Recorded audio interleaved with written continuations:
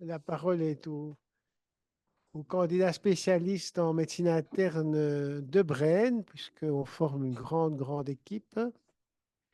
Et donc, l'intitulé, c'est œil pour œil. Euh, c'est bien qu'il y a un problème dentaire, hein, puisque œil pour œil, dent pour dent. Bon, on verra. Eh bien, tu as la parole. Ça aurait été beau. Mais voilà, mais je voulais vous parler d'un patient en fait de 57 ans qui est suivi en fait depuis plusieurs mois par un neurochirurgien dans un contexte de douleur lombaire avec irradiation au niveau du membre inférieur droit. Donc il avait précédemment, il y a quelques mois, été diagnostiqué avec une hernie discale et également un canal lombaire étroit par IRM. Donc après de nombreux traitements conservateurs, le neurochirurgien se décide finalement à l'opérer étant donné que les symptômes persistent et un déficit apparaît. Donc, il décide de refaire une dernière IRM au préalable avant de l'opérer. Et donc, sur cette IRM, on voit effectivement qu'il y a une discopathie dégénérative, une extrusion discale aussi en L4 et L5 qui explique la cyatalgie déficitaire, le rétrécissement canalaire qui a été connu. Et on voit également de nombreuses adénopathies rétropéritonéales. Donc, dans ce contexte-là, le chirurgien propose au patient de se hospitaliser en médecine interne. Ce qu'il fait. Donc, c'est un patient qui a l'anamnèse, mais explique que depuis 4 mois environ, il a une dégradation de l'état général avec une appétence, une perte de poids aussi d'environ 10 kilos, les douleurs lombaires qui sont chroniques. À part ça, pas de plainte cardio-respiratoire, pas d'autres plaintes digestives, pas de plainte urinaire, pas de pyrexie, pas de voyage récent. L'examen physique est assez pauvre. C'est un patient qui a des conjonctives au niveau oculaire érythémateuses. À part ça, rien d'autre de particulier, à part au niveau neurologique. Une force en extension du pied droit qui est effectivement diminuée. Il n'y a pas d'autres adénopathies qui ont été palpées. Donc, au niveau des antécédents du patient, donc il a un HIV qui avait été diagnostiqué en 2010 et qui est suivi depuis lors avec une charge virale qui était toujours négative depuis le début de son traitement et un comptage de CD4 qui était toujours aux alentours de 400. Il est suivi aussi pour une panuvite granulomateuse. Il a cet antécédent de dernier discal, le canal lombaire étroit. Il avait fait une pneumonie récemment. Donc, au niveau des traitements, ce patient prend du Biktarvy pour son HIV, le Celsep, Medrol, Azote Collier, Predfort Collier pour sa panuvite, mais également du MS Direct et de l'Arcoxia pour ses douleurs. C'est un patient qui est originaire de Guinée. C'est un chauffeur poids lourd qui est actuellement, à cause de sa panuvite, est depuis 2 ans en arrêt de travail, étant donné qu'il voit moins bien. C'est compliqué pour conduire. Il vit avec une épouse, avec son épouse et 2 enfants. Et alors, c'est un patient qui n'est pas alcoolo-tabagique et qui ne prend pas de drogue. Euh, Attends, attends, reviens un petit peu sur sur celle-ci, parce que je crois que ça mérite déjà quelques commentaires. Bon, d'abord, votre prise de son là à Braine, oui, où est-ce qu'elle se trouve? elle est juste à côté de moi. Oui, mais peut-être la mettre le plus proche de toi, parce que ça va éviter, ça va permettre de mieux entendre. Est-ce que vous m'entendez mieux? Oui, c'est mieux. Parfait. Bon, alors, s'il y a quelques points, je crois qu'ils méritent quand même commentaire. Bon, d'abord, Cellcept et Medrol, c'était pour son uvéite. C'est pour le vite. Et ça, c'est depuis combien de temps? Alors, je vais revenir par après sur ça, mais donc il le prend depuis 3 ans environ, avec d'autres traitements au préalable, hein, mais on y reviendra. OK. Et donc, j'imagine qu'il y a eu une corticothérapie à dose dégressive et là, du Medrol petite dose depuis déjà pas mal de temps.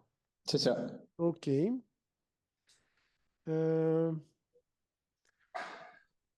alors, à l'examen physique, Mhm. bon, quelqu'un qui a mal au dos, ça vaut la peine d'examiner son dos quand même. Oui, tout à fait. Je l'ai pas Donc, noté, mais ouais. pardon? Oui, je l'ai pas noté, mais il y avait rien de particulier non plus à ce niveau-là, à la palpation, OK. la percussion. Donc, on n'a pas l'impression qu'il avait des douleurs au niveau vertébral. C'est ça. Ah, c'est intéressant.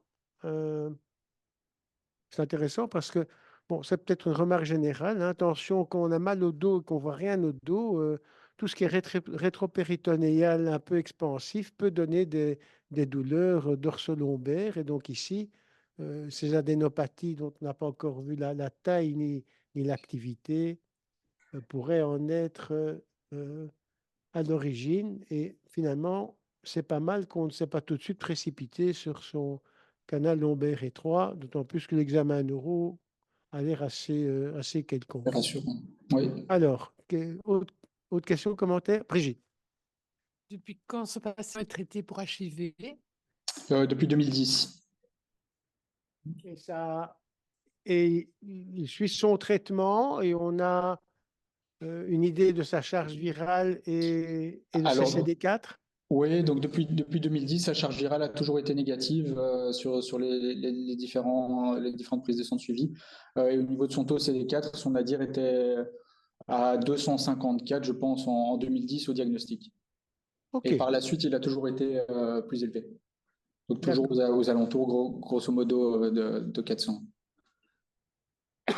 Donc, ça répond déjà quand même à restreindre éventuellement le diagnostic différentiel puisqu'il n'est pas profondément immunodéprimé, peut-être même pas du tout, d'une part, et d'autre part, le fait qu'il est traité déjà depuis un long moment, tout élément qui pourrait aller dans le sens d'un syndrome de reconstitution immunologique, etc., qui survient au début du traitement, qui peut s'accompagner d'adénopathie, Et est oui, écarté également. c'est ça. OK. Ah. Et il est en Belgique depuis 2010? Non, je ne sais pas exactement quand est-ce qu'il est arrivé, je vous avoue, mais ça fait un petit temps qu'il était en Belgique, Alors, au moins une vingtaine o- d'années. OK. Et il a refait des allers-retours Pas vers récemment, en tout cas. pas récemment. Pas récemment, mais ça, je vous avoue aussi, OK, je ne sais pas ça comment va. tous sont Eh mis. bien, on continue. Voilà, mais donc au niveau des diagnostics différentiels principaux, qui sont assez larges hein, dans un contexte d'adénopathie comme ça, sans franc point d'appel, on a évidemment les causes infectieuses, avec la tuberculose, le CMV, le BV, éventuellement une toxoplasmose, un HTLV1, ou le HIV en lui-même. Au niveau inflammatoire, ben, on a évidemment la sarcoïdose, le syndrome de reconstitution immune qui aussi est beaucoup moins probable, hein, étant donné qu'il est traité depuis 2010, et les différentes causes néoplasiques, donc avec les cancers solides, le lymphome ou encore un myélome multiple. Mais donc dans la suite de la prise en charge, comme premier examen complémentaire, donc monsieur a bénéficié d'une prise de sang qui montre un hémogramme plus ou moins dans la norme, avec quand même une petite anémie normocytaire à 12,2, des globules blancs à 4790 et des plaquettes légèrement abaissées à 141 000. Il a un immunophénotypage lymphocytaire qui revient sans particularité, un ionogramme qui est normal, pas d'altération hépatique avec tout de même les LDH qui sont légèrement élevés à 248. Une fonction rénale normale aussi, un syndrome inflammatoire modéré avec une CRP à 61, pas de VS. Un PSA qui avait aussi été dosé dans l'hypothèse éventuellement d'une néoplasie prostatique métastatique qui est dans la norme. L'électrophorèse des protéines est revenue normale aussi. Un dosage pondéral des immunoglobulines a été fait et est normal aussi. Différentes sérologies virales au premier abord ont été faites avec le BV qui est positif au niveau des IgG, mais pas d'IgM, et alors une sérologie CMV, toxo et HTLV1 aussi, qui est négative. Donc le quantiféron qui a été fait s'est révélé négatif aussi, et il n'y avait pas d'ACE non plus. Donc ensuite on réalise Et la CE, il était dosé à combien? Oh, le dosage exact, je ne sais pas vous dire. Désolé. OK. Bon, ce qui est un peu curieux quand même dans ce tableau biologique, c'est la dissociation à l'envers de la CRP et de la VS. Donc ça, quand on reçoit cela, ça mérite de refaire quand même un contrôle et d'interroger sur la technique de détermination de la sédimentation. Alors, initialement, on avait un tube de 200 mm, on mettait un anticoagulant. Pendant que le patient était là, on allait voir une heure après jusqu'à combien c'était déjà descendu. Et alors, on avait une vraie vitesse de sédimentation. Maintenant, il y a des techniques qui sont des techniques qui n'ont absolument plus rien à voir avec cela, qui devraient s'appeler autrement d'ailleurs, et qui font appel à des mesures d'interaction globulaire avec des nouvelles machines.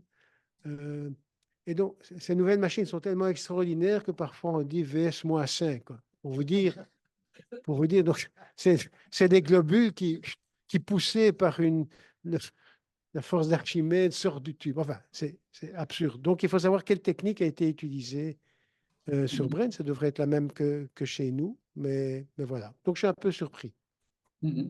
La ferritine aussi n'est pas très, très élevée, ou bien c'est un syndrome inflammatoire tout à fait récent. Exact. Ou bien, effectivement, quand c'est très récent, la cinétique d'AVS met plus de temps. Et donc, maintenant, ça cadre assez mal avec l'histoire clinique qui raconte, ou bien alors quelque chose d'autre qui s'est rajouté plus récemment. Mais l'histoire clinique est quand même quelque chose de plus chronique. Alors, c'est vrai que on a quand même deux lignées qui sont un petit peu impactées, mais enfin, il y a des médicaments. Il faudrait voir si ce n'est pas médicamenteux. Enfin, c'est fruste, mais quand même, on est plutôt vers le bas à la fois sur la lignée blanche, rouge et les plaquettes. Tout à fait. OK. Bon, allez, on avance. Et donc, par la suite, oui, donc par la suite, un scanner du thorax et de l'abdomen est réalisé, qui montre au niveau du thorax rien de particulier, mais au niveau de l'abdomen, donc des lésions d'allure métastatique, au niveau splénique avec des adénopathies au niveau du île, également les volumineuses adénopathies périaortiques qui s'attellent des îles rénaux jusqu'à la ceinture pelvienne, et pas d'hépatosplénomégalie. Donc par la suite, on réalise aussi dans la foulée une échographie de la prostate qui revient sans particularité. Donc ensuite, logiquement, on réalise l'examen de choix face à ce genre de pathologie ganglionnaire, donc qui est le FDG PET-CT, qui lui montre de multiples ganglions intensément hypermétaboliques au niveau lombo-aortique, iliaque, célio-mésentérique, rétrocrural, mais également médiastinal. Avec la présence d'un ganglion donc, qui a été loupé par le scanner standard. Et alors aussi de multiples foyers hypermétaboliques, intensément hypermétaboliques au niveau splénique, avec les nodules hypermétaboliques périspléniques associés, et de multiples foyers intensément hypermétaboliques osseux aussi diffus. Donc, vu l'intensité avec laquelle monsieur, le PET-CT est présenté, le contexte de HIV seul est probablement écarté, étant donné que normalement, donc dans un contexte de HIV, à charge virale séronégative, charge virale négative, et avec un compte HCD4 aussi élevé, on ne devrait pas avoir une intensité pareille. Pour tout ce qui est viral, BV, CMV, toxo, on s'attendrait plutôt probablement à avoir des adénopathies plutôt susdiaphragmatiques, en tout cas en majorité. Concernant la tuberculose elle-même, c'est toujours probable, possible. Et concernant, par exemple, une éventuelle sarcoïdose, ici, ça plaide un peu moins en sa faveur, étant donné qu'on s'attendrait plutôt à voir des adénopathies biliaires pulmonaires bilatérales, avec des ganglions aussi paratrachéaux, donc avec le signe du lambda, ou éventuellement des ganglions hypermétaboliques également, au niveau des glandes lacrymales, parotides et nasopharyngées, avec le signe du panda. Attends, alors on va un petit peu voir s'il y a des idées là dans la salle. Peut-être juste une micro-remarque que j'ai omis de faire précédemment. Il est clair qu'un antiferron négatif, quand on est immunodéprimé avec du CEL7, etc., on ne peut pas en tenir compte. Et donc, la tuberculose reste bien évidemment en ligne de mire. Et l'autre point, quand on voit l'importance de ces adénopathies rétropéritonéales, on peut comprendre que ça pourrait être une cause de son mal au dos. Brigitte. Je voulais juste demander, j'ai l'impression de voir les testicules qui ne captent pas. Est-ce que la palpation des testicules était normale? Elle n'a pas été faite, je pense. Okay, Mais monsieur s'en plaignait pas, en tout cas, de base. Donc, ça mérite quoi? Jean-Pierre? Ce n'est pas une raison. De quoi? De ne pas palper les testicules et d'avoir fait un toucher rectal. Mais voilà. Enfin, en plus, un homme encore dans la tranche d'âge jeune, qui a des anopathies rétropéritonéales, il faut toujours penser, Oui, bien tout à fait. évidemment, à quelque chose de testiculaire. Autre chose? Mathieu? Tu... Il n'avait pas d'hématurie, ou un cancer de la vessie Non, non, pas d'hématurie, aucune plainte urinaire. Bon, Et on n'a pas fait les sérologies Bartonella? On les a pas faites, je pense. ok. Moi, j'essaie de raccrocher au fur et à mesure au titre œil pour œil. Alors, il y avait une uvéite granulomateuse. Est-ce que la référence à l'œil irait du côté d'une tuberculose qui n'a pas été identifiée, qu'on a mis sous traitement immunosuppresseur, ce qui n'est pas vraiment le traitement de premier choix? OK. Si c'était le cas, je pense que sa panivite se serait dégradée rapidement. Maintenant, ça pourrait expliquer sinon que la tuberculose flambe ailleurs. Oui. Ça, c'est clair. Oui. Oui. D'autant plus qu'il avait un peu de cortisone dans l'œil pour calmer l'inflammation. OK. Alors, vous êtes très impatient. Alors, par la suite, ce qu'on réalise évidemment, étant donné le peu d'éléments qu'on a en notre possession, c'est une laparoscopie exploratrice, qui est le gold standard dans ce genre de cas. Donc, on ne peut pas se contenter uniquement d'une biopsie pour avoir vraiment toute l'architecture ganglionnaire. Et donc, la NAPAD revient positive. Donc, elle démontre plutôt une lymphoprolifération BEBV induite, avec le fiche donc, qui est positif pour le BV et une absence de mycobactéries à la PCR. Donc là, nos collègues de la NAPAD se posent la question, est-ce que c'est une lymphoprolifération B polymorphe dans un contexte d'immunosuppression donc, qui est connu, ou un lymphome de Hodgkin classique, étant donné ce qu'ils ont vu. Donc ça a été envoyé à l'AQEL pour un second avis. Et là, nos collègues pensent que probablement c'est plutôt un lymphome diffus à grandes cellules, des types riches en cellules T et histiocytes. Donc les lymphomes, brièvement, donc on a les lymphomes hodgkiniens qui sont moins nombreux que les lymphomes non hodgkiniens, avec 80% de ceux-ci, une incidence d'environ 5 pour 100 000 personnes par an, qui est dû à une prolifération contrôlée des lymphocytes, que ce soit BT ou NK, avec des facteurs de risque principaux comme des anomalies du système immunitaire, par exemple des maladies auto-immunes ou encore des traitements immunosuppresseurs.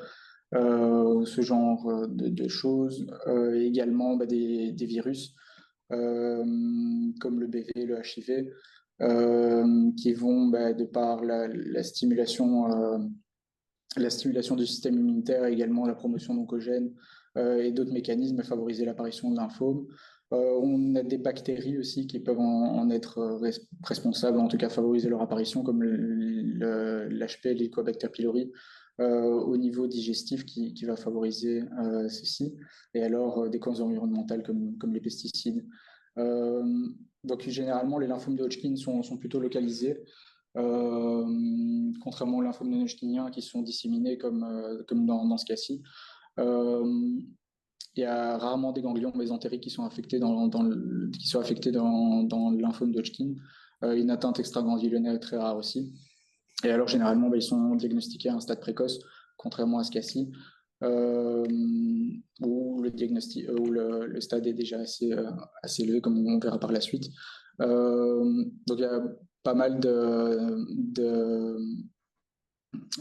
lymphocytes différents, de lymphomes différents, selon leurs critères morphologiques, immunologiques, moléculaires et génétiques. Leur classification est sans cesse en train de changer, donc c'est pas vraiment aisé non plus.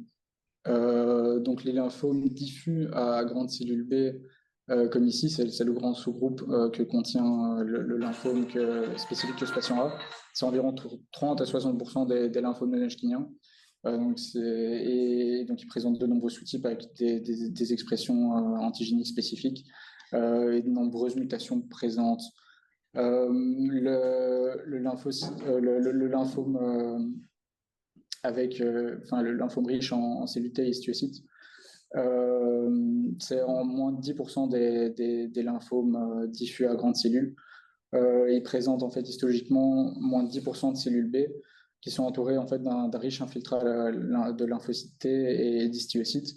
Il y a des similarités avec d'autres types de lymphomes, notamment le lymphome hodgkinien nodulaire, enfin lymphocyte nodulaire prédominant. On s'interroge aussi si éventuellement ils ne pourraient pas faire partie d'un même continuum, étant donné leur similarité et histologique, mais également épidémiologique. Et donc généralement, ce type de lymphome est diagnostiqué à des stades avancés, dans environ 50% des cas. Mais le stade, donc justement, qui doit être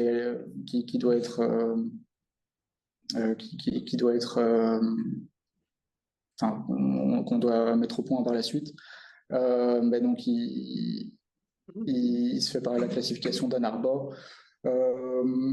On peut également réaliser ou pas une ponction lombaire selon les critères cliniques et la suspicion d'une atteinte au niveau du système nerveux central.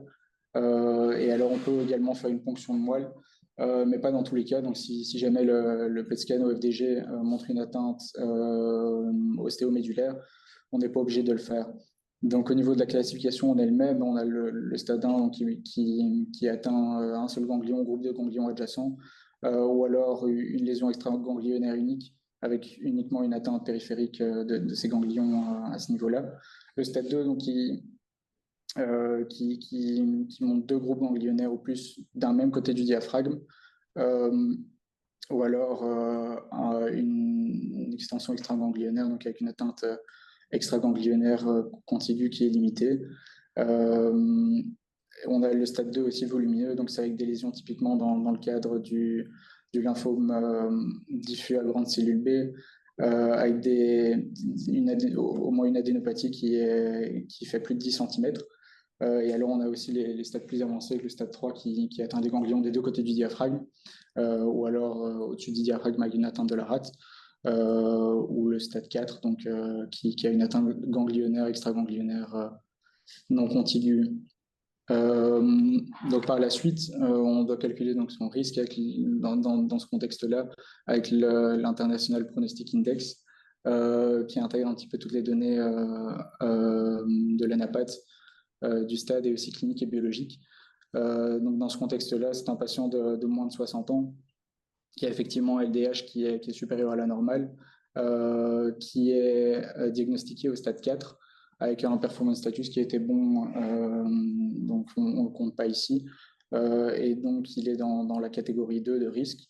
Donc, ce qui est important par la suite pour le traitement donc, de ce type de lymphome-là, qui va être traité donc, comme les lymphomes diffus à grande cellule B non spécifiques, donc le plus souvent avec le R-CHOP, donc le rituximab et la polychimiothérapie CHOP. Ici, avec son IPI qui a plus de 2, enfin égal à 2, avec un schéma assez agressif. Et donc, si on revient à notre patient, on voit que c'est un patient qui a été diagnostiqué en mai. Et à ce moment-là, donc, on a décidé d'arrêter ces immunosuppresseurs et de l'envoyer pour un suivi à Bordeaux. Donc, lorsqu'il réalise ce suivi, on voit qu'il a une bonne évolution clinico-biologique avec une reprise de poids, un état général qui s'améliore et une biologie qui montre un syndrome inflammatoire en diminution. Donc, nos collègues décident de refaire un PET scan au FDG pour voir s'il est nécessaire de débuter un traitement systémique. Donc, quand on réalise ce PET scan, on voit qu'il y a une réponse partielle, donc avec une réponse complète au niveau splénique et une réponse partielle au niveau ganglionnaire et médulaire, donc avec l'intensité hypermétabolique qui diminue. Donc, c'est quelque chose qu'on voit effectivement dans le syndrome lymphoprolifératif associé à l'immunosuppression de quelques types qu'elle soit. Donc, dans des contextes le plus communément de post-transplantation, ou alors des maladies auto-immunes aussi traitées par des immunosuppresseurs, ou encore le VIH. Ça peut se présenter comme tous les types de lymphomes. Il y a un lien avec le BV qui est assez étroit, donc on voit qu'il y a beaucoup dans tous ces sous-groupes, dans la majorité de ces sous-groupes, on voit que le BV y est présent et avec des anomalies moléculaires qui sont diverses. Donc, c'est un patient qui a aussi un HIV. Donc, on sait que les patients avec un HIV sont au risque de néoplasie, donc majoritairement des lymphomes. Donc, chez les patients qui ont une charge virale positive et détectable et un comptage de CD4 qui est assez bas, on sait que le risque de néoplasie de lymphome est d'environ 120 fois celle de la population générale, alors que chez les patients comme notre patient donc, qui a une charge virale négative et un comptage de CD4 qui est assez haut, le risque est majoré d'un facteur 9. Donc environ 10% des patients HIV vont développer un lymphome et dans environ 40% des cas, ça va être un lymphome diffus à grande cellule B.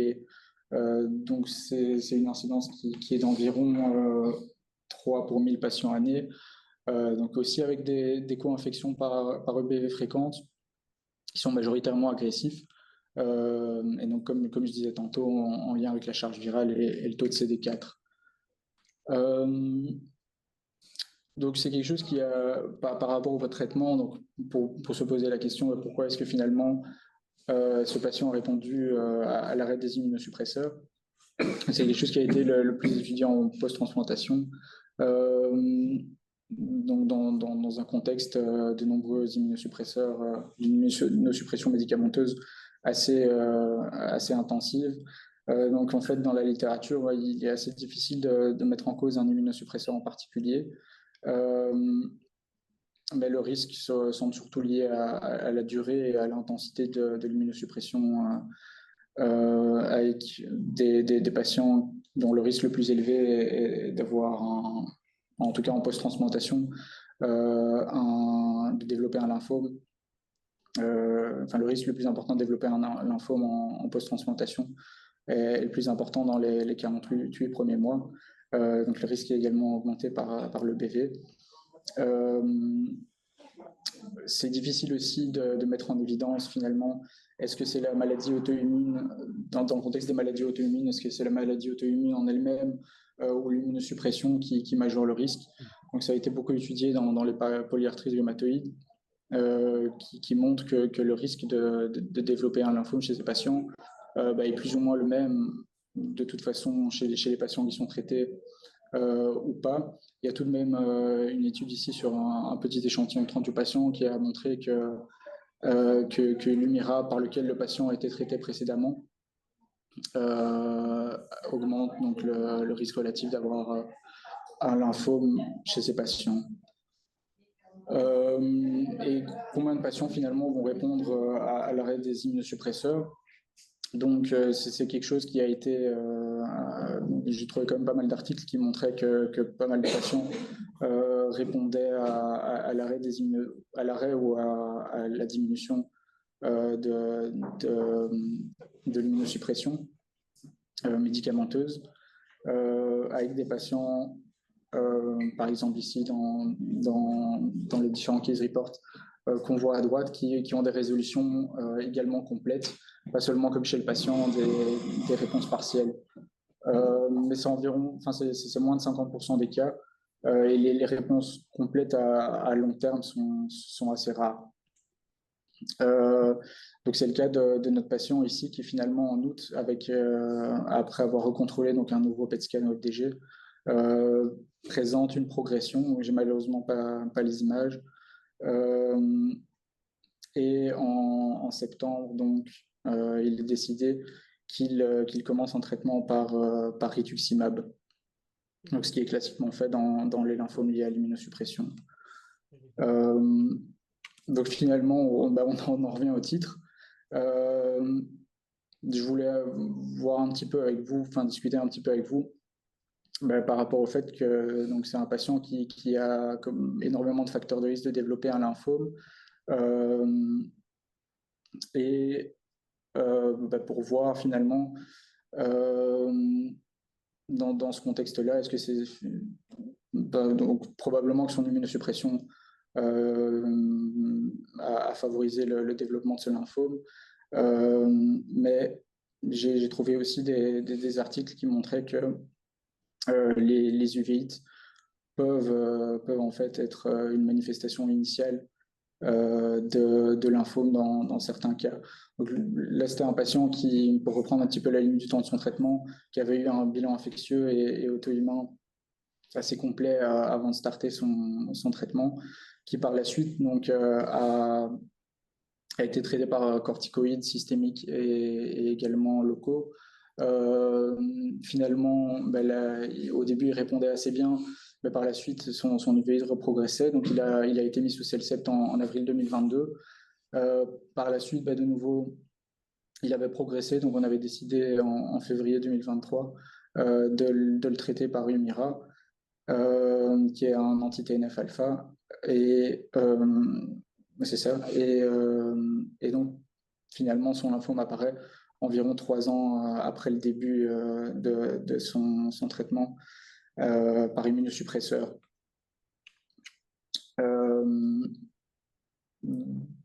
Donc, concernant les uveites en elles-mêmes, on sait qu'environ 40% des uveites sont idiopathiques, dont finalement 5% vont être ce qu'on appelle des pseudo-uveites, donc qui sont des uveites qui ne répondent pas ou peu au traitement classique corticoïdes et autres. Pour faire leur diagnostic, faire leur diagnostic définitif étiologique, il est intéressant de faire une aspiration en biopsie du liquide de la vitrée, du vitré ou de la rétine, pour voir quelle peut en être la cause. Donc les différentes causes de ces uveites, le plus souvent c'est des lymphomes intraoculaires. Ça peut être des leucémies, des métastases, des syndromes paranéoplasiques aussi, une amyloïdose, des corps étrangers ou autres. Donc voilà, finalement, chez ce patient qui a pas mal de facteurs de risque de développer un lymphome, mais je m'interrogeais juste pour voir, je ne pense pas vraiment que son uvéite, pas une uvéite granulomateuse idiopathique, est de base causée par le lymphome, qui n'avait pas l'air d'être présent de base. Mais c'est tout de même intéressant de signaler qu'il y avait pas mal d'articles, mais oui, c'est pas ma. J'avais trouvé en fait des articles qui montraient que des présentations initiales du VIH chez des patients qui finalement sont découverts avec des lymphomes. Donc, par exemple, il y avait une patiente qui avait initialement donc, été évaluée par un ophtalmologue qui avait, pour une altération de la vision, qui avait diagnostiqué une évite, qui par la suite, 9 mois plus tard, avait présenté des fortes douleurs abdominales. Et donc à ce moment-là, on avait diagnostiqué un lymphome diffus à large cellule B. Et il y avait 2-3 autres articles qui montraient des présentations plus ou moins pareilles. Donc voilà. Je pense qu'il est toujours intéressant aussi dans des uveites dont on n'a pas l'étiologie de réaliser une aspiration biopsie du liquide du vitré pour être sûr qu'il n'y a pas d'autres causes qui se cachent derrière, surtout donc chez ces patients qui sont non répondeurs au traitement classique. Voilà. Merci. Ok, merci. Tu peux arrêter le partage. Alors, bon, c'est clair que la question qu'on se pose ici, on a une uvéite granulomateuse et puis qui va être traitée, puis apparaît ce lymphome. Donc la première question, comme tu l'as souligné, est-ce que cette uvéite pouvait être l'élément précurseur du lymphome qui allait être diagnostiqué comme assez longtemps après? Enfin, tu as mis la date du diagnostic. Moi, ce qui m'intéresserait de savoir, c'est à quel moment il a commencé à se dégrader en général. Et donc, c'est plutôt ça qu'il faudrait prendre comme date d'apparition du lymphome, même si le diagnostic a été fait 9 mois plus tard. C'était quoi le délai? Le délai, donc monsieur disait qu'il se dégradait depuis environ 4-5 mois, quoi. Donc la perte de poids, c'était vraiment sur 4-5 mois. À part ça, ces douleurs en elles-mêmes donc, qu'on attribuait aux sciatalgiques, probablement sont quand même majoritairement causées par ça. Ces problèmes de dos, eux duraient depuis environ 1 an, 2 ans. OK. Donc, il reste quand même un peu plus de 2 ans d'écart. En fait, là, pour Dominique, c'était un lymphome B à grande cellule, riche en T et en histiocytes. Comme s'il y avait quand même une réponse T importante. Est-ce qu'on peut imaginer que son uvite granulomateuse était le résultat déjà de cette réponse T par rapport à quelques cellules lymphomateuses? Et puis qu'on met un traitement immunosuppresseur et alors on interfère avec la réponse finalement de l'autre et le lymphome se développe. Est-ce que ça pourrait tenir, ça, comme hypothèse?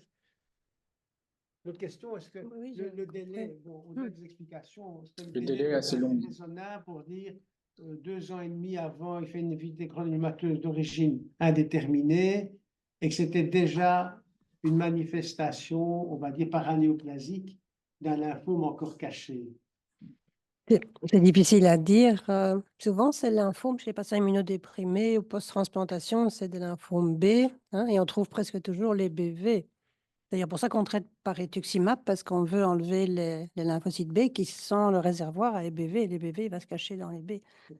Et donc, j'ai envie de dire que ces deux événements séparés, parce que l'uvéite on peut voir une uvéite chez des patients immunodéprimés, je suppose, mais en médecine, tout est possible. Donc, j'ose pas dire qu'il n'y a pas de relation. Mais a priori, je dirais non.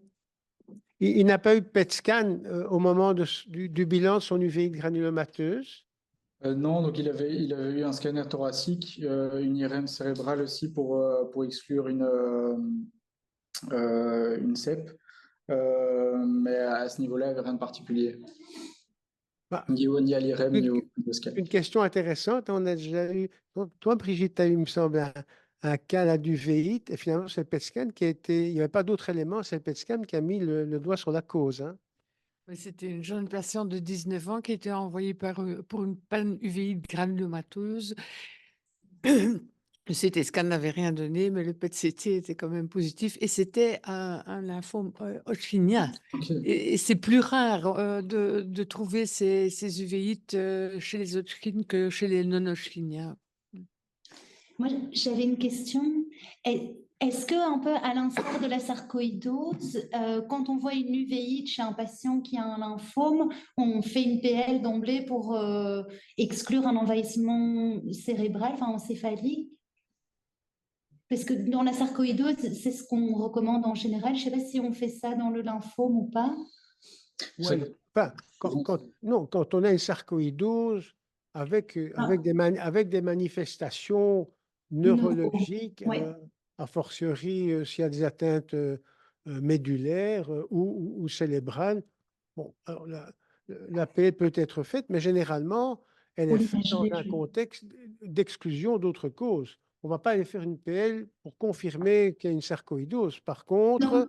on pourrait faire la PL s'il y a un doute entre une sarcoïdose et une tuberculose, par exemple, pour avoir des éléments, notamment microbiologiques, tout en sachant que dans les sarcoïdoses, comme la tuberculose, ce sont des liquides céphalorachidiens lymphocytaires avec éventuellement aussi une hypoglycorachie. Et donc, les caractéristiques du LCR pourraient être non distinguables de celui d'une tuberculose, hormis bien entendu les cultures appropriées. OK. Mais qu'est-ce qu'elle est devenue, Mathieu. l'uvéite, après? Et justement, donc le patient est traité maintenant en septembre et il doit avoir son PET scan de contrôle la semaine prochaine, je pense. Et donc, il serait intéressant de voir effectivement, de un, est-ce qu'il répond au niveau de son lymphome lui-même? Et s'il répond au niveau du lymphome, est-ce que son uvéite est résolu également? Et à ce moment-là, effectivement, on pourra peut-être relier les deux. Mais si jamais l'uvéite persiste mais que son lymphome répond totalement, je pense qu'à ce moment-là, on pourrait totalement écarter cette hypothèse a priori. Enfin, Ou alors, éventuellement, faire une biopsie intraoculaire pour être sûr. J'ai pas compris si quand il était chez vous, il avait encore une uvéite active. Ah oui, chez nous, il avait une uvéite active, hein, donc il avait une uvéite active, des conjonctives rouges, oui. Et Oh, tiens, attends, il avait une vite active en dépit du fait qu'il était toujours sous 1,5 g de Celcept Le et sept petite dose les de corticos. métronidazole. de médecin. Lumira avait été arrêté parce qu'il avait eu sa pneumonie récemment. Et tiens, le rituximab, ça pénètre bien dans l'œil? Parce que c'est ça aussi, je ne sais pas du tout. Ça, je sais pas te dire. Oui, mais enfin, ici, est-ce que l'uvéite, c'est du lymphome ou est-ce que l'uvéite est le résultat d'une réaction immune, notamment par rapport à la réponse T, qui va donner une réponse granulomateuse? Enfin, moi, je verrais ça plutôt comme cela, plutôt qu'une localisation oculaire du lymphome. Mhm. Enfin, un argument que l'uvéite flambe en même temps que son lymphome, ça pourrait quand même être un argument pour dire qu'il y a un lien entre les deux, alors qu'il était encore sous immunosuppression. Si les deux phénomènes étaient indépendants, on pourrait se dire, ben voilà, l'uvéite est contrôlé par son Celcept, et puis le lymphome vient en plus par rapport à l'immunosuppression. Mais si l'uvéite flambe, on aura envie quand même de mettre un lien entre les deux. Pour les cas que tu as rapportés, il y avait quand même des délais qui étaient plus C'était courts que environ le, 9 mois, 12 délai mois. ici. Mais enfin, comme disait Ouais. Dominique Bron, je veux dire, médecine, on peut quand même voir des choses exceptionnelles également, hein. Enfin, je trouve que l'histoire est quand même assez exemplative et celle que rapportait Brigitte Welkeniers par rapport à la question générale. Faut-il faire un PET scan devant une uvée granulomateuse pour laquelle on n'a pas d'éléments diagnostiques? Comme tu as souligné, il y a 40% qui vont rester idiopathiques, mais donc, bon, il y a la place peut-être pour quand même identifier, ce ne sera pas chaque fois un lymphome, mais enfin, ça pourrait être éventuellement une tuberculose profonde ou autre chose. Donc, voilà, un point à discuter Mhm. avec les les ophtalmos. Moi, j'ai le colloque des rencontres d'immunologie pratique la semaine prochaine. Ce sera proposé, tiens, comme atelier pour l'année prochaine. Faut-il faire un PET scan dans les uveites granulomatoeuses? Ça peut être un chouette thème de discussion. Mathieu, il n'y a rien sur le chat? Non. Et juste une dernière question, peut-être tu l'as dit, la moelle, elle a montré le lymphome à Bordet? La moelle n'a pas été ponctionnée. Donc, dans ce contexte-là, étant donné que le PET scan, un peu diffusément à différents endroits, montrait un hypermétabolisme ostéomédulaire, ils ne l'ont pas ponctionné. Ok. Je voulais juste poser la question pour revenir sur l'uvéite. Parce que, évidemment, faire à toutes les uvéites, soi-disant idiopathiques, un PET-CT, mais ceux qui sont résistants au traitement. Je Ouais, crois que c'est là qu'il faut aller plus loin parce que ma patiente aussi était sous médrol et elle ne réagissait pas au traitement. Donc, la question de savoir si, après autant de traitements, il ne faut pas faire systématiquement le PET-CT. Oui, tout à fait. Ça me paraît une bonne remarque par rapport, effectivement, à la majorité des idiopathiques qui resteront idiopathiques, hein. Oui. Mhm. OK. Bon. Bien, mais merci beaucoup Merci à vous pour tous. le séminaire. Bon, merci et Merci à à vous la semaine tous. prochaine. Au revoir.